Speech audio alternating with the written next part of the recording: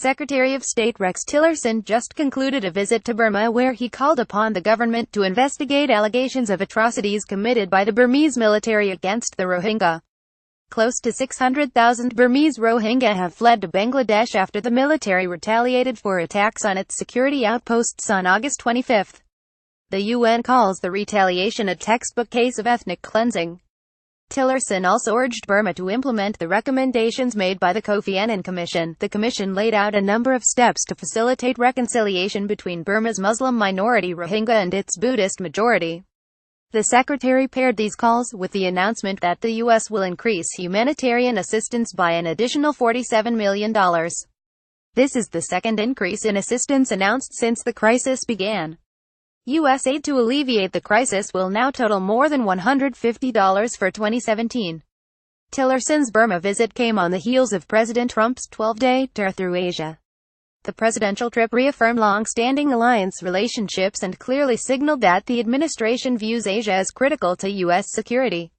While President Trump focused mainly on the need to counter the growing North Korean threat and to expand existing U.S. trade and investment relationships throughout the region, he also took the opportunity to shine on a light on human rights abuses, especially those occurring in North Korea.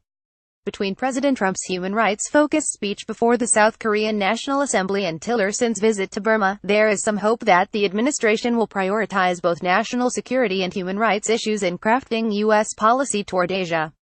The ethnic cleansing element of the Rohingya crisis has garnered significant attention. Less discussed is the heart-wrenching UAL violence against women. Human Rights Watch today issued a groundbreaking report based on interviews of 52 Rohingya women who had fled to Bangladesh. 29 of these women interviewed had been raped, all but one of them gang-raped. All reported their rapists wore Burmese military uniforms. Many of the 52 women interviewed recounted having their children or other family members beaten or killed before their own eyes, sometimes while they were enduring UAL abuse.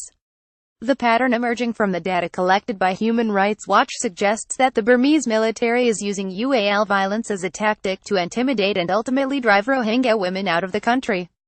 Cox's Bazar, Bangladesh, January 20. Jamalita Begum is seen in her makeshift house that she shares with 6 other refugees on January 20, 2017 in Kutulong Rohingya refugee camp in Cox's Bazar, Bangladesh. Photo by Alison Joyce. Getty Images. Ethnic cleansing and UAL violence create tremendous needs among the survivors. The U.S. government has responded well in the short term, increasing humanitarian aid and assistance for refugees in the immediate aftermath of the crisis. But the U.S. role may change as the crisis becomes protracted. Given the scale of the mass exodus, many Rohingya may flee to other countries, rather than stay in Bangladesh. Another Southeast Asian migrant crisis may transpire once the weather improves and the seas are safe to travel once again. This will create additional vulnerabilities, exposing the refugees to human smuggling rackets, human traffickers, and death at sea. Such a crisis will require a regionally coordinated strategy to reduce the risk of more expansive migration. In Burma, Secretary Tillerson signaled that U.S. leadership intends to help ensure justice for Rohingya victims of ethnic cleansing. Such leadership may necessitate a shift in U.S. policy toward Burma.